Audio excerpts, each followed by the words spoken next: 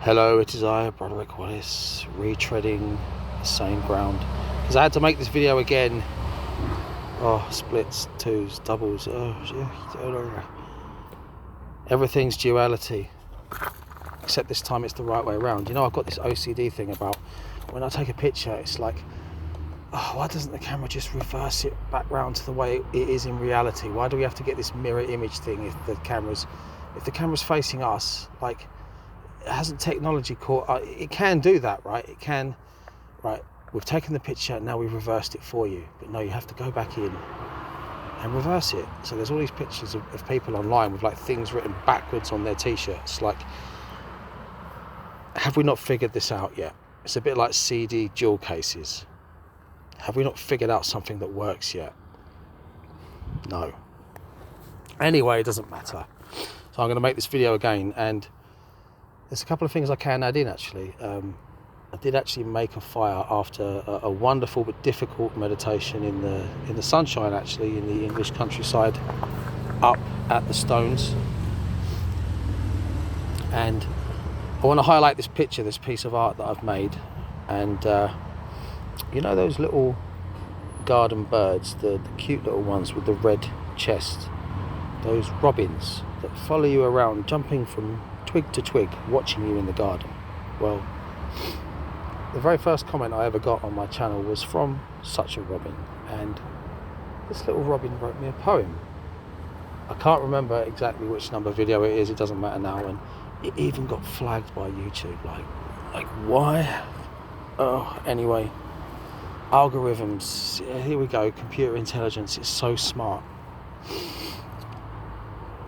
Anyway, I really appreciated that poem, and basically this picture is called She Grows, and I had the pleasure of drawing this in various locations around Maidstone, a little bit in the Lower Bells, some of it at Bluebell Hill, and I don't know, there was something, it might not be the best technically, but that in terms of skill level, but we see when you sacrifice skill level you get flow, a kind of confidence that is difficult to capture when you're doing something really meticulously, as I might have explained before. So I had the pleasure of sending this to that little garden robin, and the reason why this pic's important to me, it should be obvious really. It's obvious in terms of this channel. It's probably the so far the most complete and dynamic and expressive representation of Our Lady here. And the reason why it's called She Grows is because she grows not only because of the fact that she instigated her presence, and that creates belief, but the continued belief that grows in the heart. See the hand on the heart there? This is something that I intuited actually, and I was very pleased to see on those Celtic-ish statues dug up in France, 500 BC I believe, where the left hand rests upon the heart and the right hand comes down upon the thigh. There's a lot of symbolism in this picture, but sometimes it's best not to explain things. It's just there for it's best. One doesn't want to ruin the experience of perceiving this if one was to give it the time. Anyway, as you can see there, it says, "With love from us to you." The first time I made this video I said "with lust from us to you." I do apologise. I did mean love, so just in case you happen to catch the first version, Robin, that was a mistake, although you are a pretty hot chick, so you know. I'm digging this hole. The hole's getting deeper, anyway, I'm going to jump in that hole and cover myself up with dirt right now and finish this video just hiding from the world and all of its chaos until you get bored of that and you're like, fuck this, let's burst out again, new, reborn, let's start winning. That fire that I made at Stones and burnt that after my meditation earlier on, it got me thinking, and that got me thinking about the robin redbreast and the fire in the heart. My teacher just happened to mention something when he visited here one particular day about, see, we were talking about what was the ancient European meditation like, and he mentioned something to do with a fire, like a central fire. Now, because I've gone through 2 winters living, nomadically in the van, and I don't have a heater as such, although I can blast the normal van heater in the front for a bit. It costs diesel money. Sometimes you just got to wrap up. I've done a lot of meditation in the cold, so I know that, again, this relates to the picture. You can't exactly just take the Eastern style meditation and just plonk that onto the European wholesale. It has to be, it's going to be different.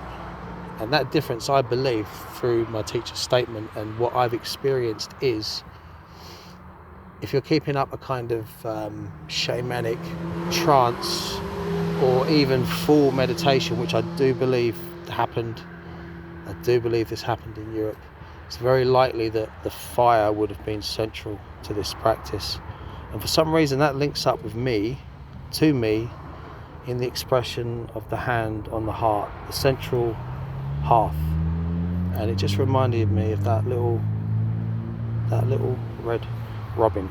Actually, a wren landed on a twig just before I began my meditation. I know that it's been written that the wren was important to the Druids.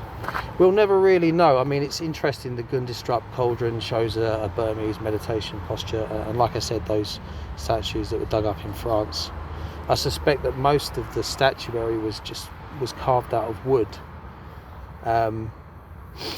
But it's an instinct.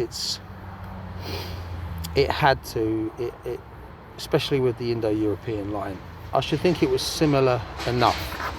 But if, say for instance, something that I'd like to see spread throughout see, when we think of the word pagan, and when we see what goes on online, lots of really lovely people, but there's not a unified, there doesn't need to be a unified anything. That's the glory of paganism, right? But there's not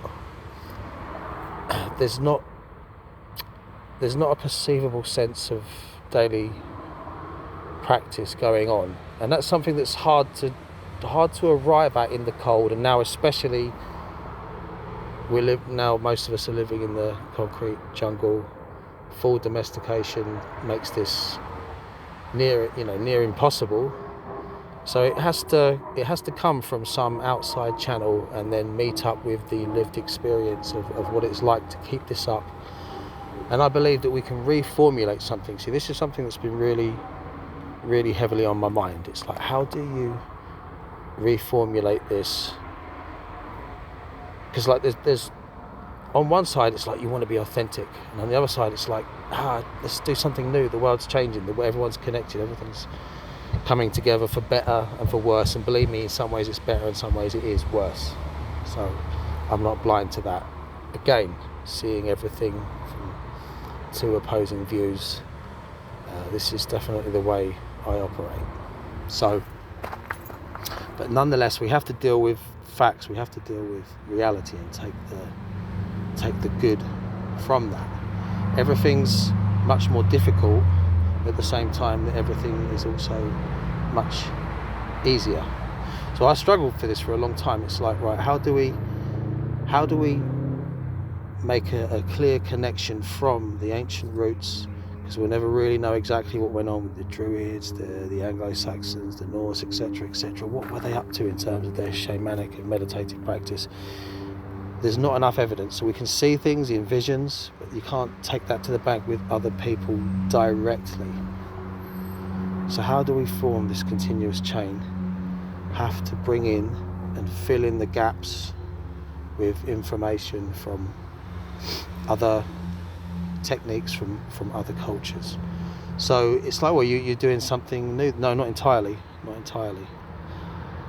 Because there will be, you see, when you're in the English countryside and you're doing this, European things are going to happen. Things are going to become obvious, like the lived experience of understanding the centrality of fire. That's not immediately, apparent when you're,